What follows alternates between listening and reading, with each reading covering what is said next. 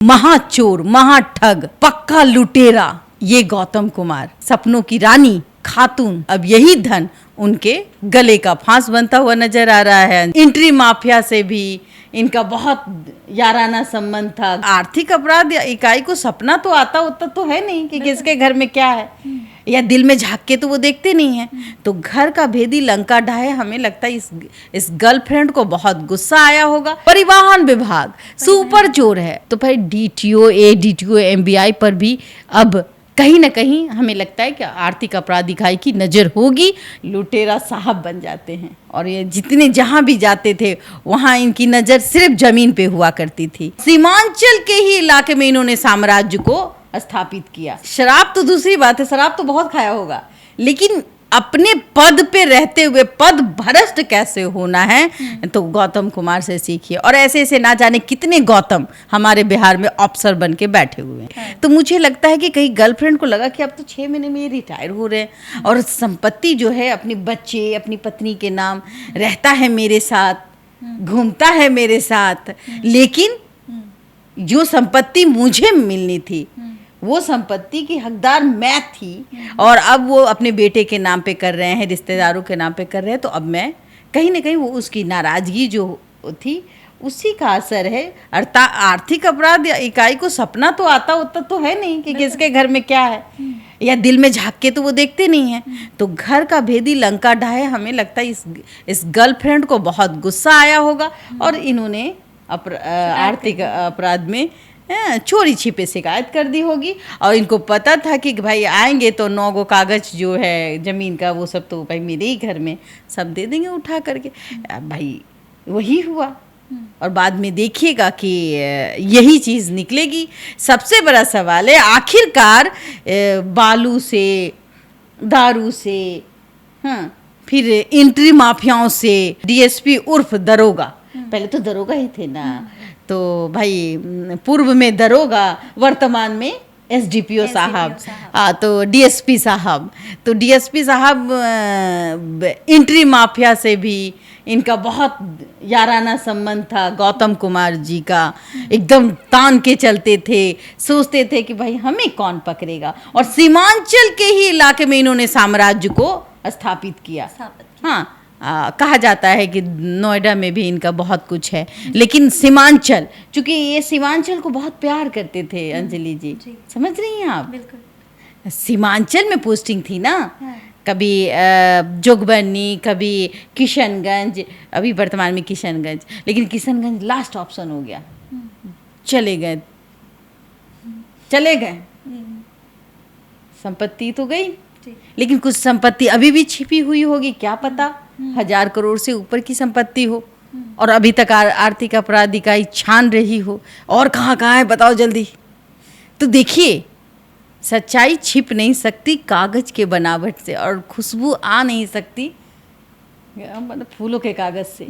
तो आप चेहरे कितने भी छुपा ले, चेहरे में कितना भी पोत ले, लेकिन जो सच्चाई है वो एक दिन बाहर आती है। आप अगर गलत करेंगे और गलत तरीके से कमाएंगे, इसी तरीके से पाएंगे। और ये जो देख रहे हैं कि जिस तरीके से गौतम कुमार ने मतलब सीमांचल में अपना प्रभुत्व बनाया अंजलि, जिसका नतीजा है कि एक गर्लफ्रेंड के चक्कर में पड़कर परिवार को भरपूर धन की राशि प्रदान की, गर्लफ्रेंड को भी दिया होगा भाई। बाद में सोचा होगा अरे दे दूँ ना, तो वही बोली होगी ले लो ना, लेकिन लो, फिर उसके बाद यही हाल हुआ। देखिए, तमाम ये मजाकी लहजे में मैं बात कर दूं, पर ये सीरियस है कि अगर एक दरोगा डीएसपी तक पहुंचता है तो जाहिर सी बात है कि उनकी संपत्ति कितनी होगी। अगर देखा जाए हालिया दिनों में जिस तरीके से आर्थिक अपराध विजिलेंस विभाग एकदम तत्पर है किसी न किसी रूप में, आप कभी 50,000 के हाथ गड्डी दे लेते हुए किसी को पकड़ लेते हैं और सीओ साहब पर भी नकेल कसते हुए नजर आते। लेकिन देखिए, सीओ तो मामूली सा चीनी चोर है। सुपर चोर कौन है पता है आपको?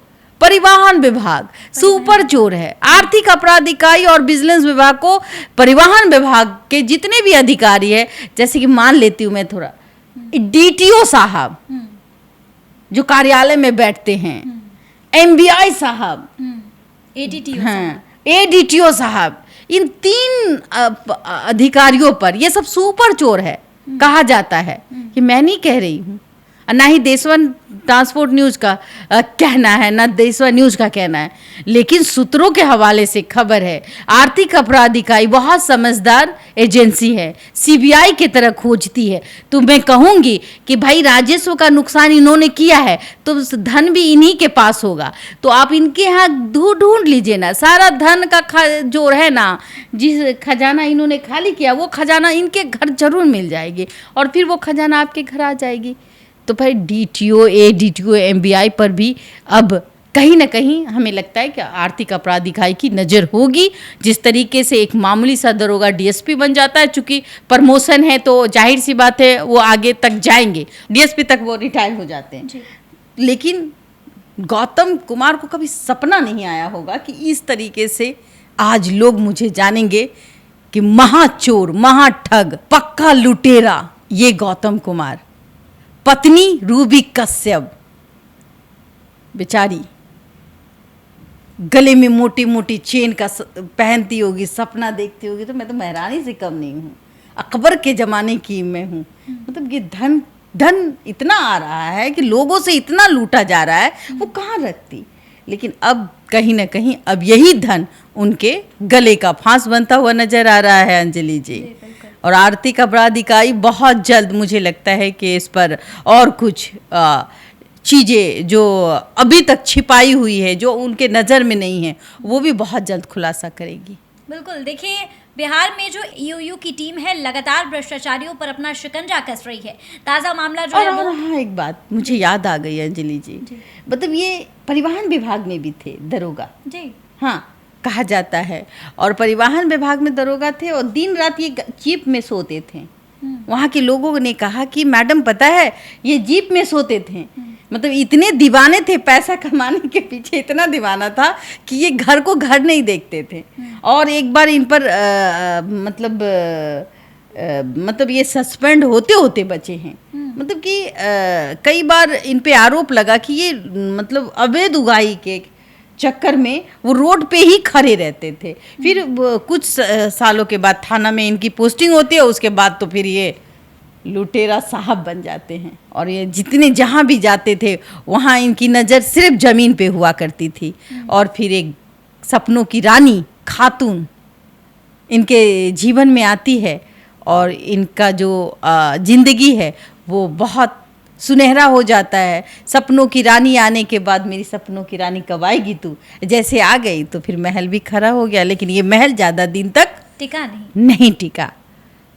आप इस विषय को क्या सोचते हैं? आप बताइए, आप अगर इस खबर को देखती हैं तो क्या महसूस करती हैं? बिल्कुल, देखिए जो भ्रष्टाचार के पैसे हैं, जो भी उन लोगों ने अवैध वसूली की है, ड्राइवरों से पैसे जीते हैं, देखिए वो सभी बहुत खून पसीने की कमाई है। और देखिए मैम, मैंने ये चीज़ सुनी है कि अगर आप किसी भी ऐसे इंसान को परेशान करते हैं जो खुद ही बहुत परेशान हो, उसके साथ इस तरीके की हरकत करते हैं तो उसका श्राप जो है वो बिल्कुल लगता है। और मुझे लगता है कि जो एसडीपीओ साहब हैं, डीएसपी साहब हैं, उन्हें ऐसे ही किसी गरीब का श्राप जो है वो लगा है, जिसमें देखा गया कि 6 महीने पहले ईमानदारी नाम की कोई चीज नहीं है। बिल्कुल, शराब तो दूसरी बात है, शराब तो बहुत खाया होगा, लेकिन अपने पद पे रहते हुए पद भ्रष्ट कैसे होना है तो गौतम कुमार से सीखिए। और ऐसे ऐसे ना जाने कितने गौतम हमारे बिहार में अफसर बन के बैठे हुए हैं। बिल्कुल, देखिए रोजाना ऐसी खबरें सामने आ रही हैं जहां पर ईओयू की टीम लगातार ऐसे भ्रष्टाचारियों पर और बिहार को धोखा देने वाले अधिकारियों पर